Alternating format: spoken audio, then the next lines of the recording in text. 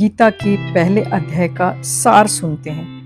गीता का पहले अध्याय का सार सुन लिया, मानो आपने पूरा अध्याय सुन लिया। लेकिन फिर भी अगर आप स्टेप बाय स्टेप सब कुछ जानना चाहते हैं क्या क्या हुआ, तो आपको हर एक वीडियो देखनी पड़ेगी। सबके लिंक मैं डिस्क्रिप्शन बॉक्स में डाल दूंगी। चलिए शुरू करते हैं। अर्जुन विषाद योग, गीता का प्रथम अध्याय, जिसमें अर्जुन की मानसिक स्थिति का वर्णन किया गया है। महाभारत के युद्ध में अर्जुन, जो एक महान योद्धा है, अपने सगे संबंधियों, गुरु और दोस्तों के खिलाफ युद्ध करने के लिए तैयार नहीं हो पाता। उसे अपने कर्तव्य और संबंधों के बीच गहरी उलझन महसूस होती है। युद्ध भूमि में जब अर्जुन अपने परिवार, गुरु और दोस्तों को सामने देखते हैं, तो उसके मन में करुणा, मोह और भय पैदा हो जाता है। उसे युद्ध के नकारात्मक परिणामों की चिंता सताने लगती है। अपनों की मृत्यु, विनाश और कर्तव्य के प्रति उसका संदेह। अर्जुन अपने धनुष को नीचे गिरा देता है और भगवान श्री कृष्ण से मार्गदर्शन की गुहार करता है।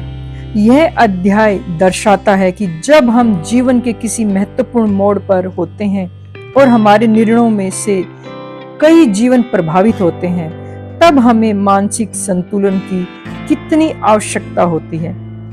अर्जुन की तरह ही हम भी जीवन के युद्ध में कभी कभी भ्रमित और असहाय महसूस करते हैं। इस अध्याय में अर्जुन के मोह और विषाद से निकलने का मार्गदर्शन श्री कृष्ण द्वारा किया जाता है, जिससे हमें यह शिक्षा मिलती है कि किसी भी चुनौतीपूर्ण स्थिति में अपना कर्तव्य निभाना ही सच्ची विजय है।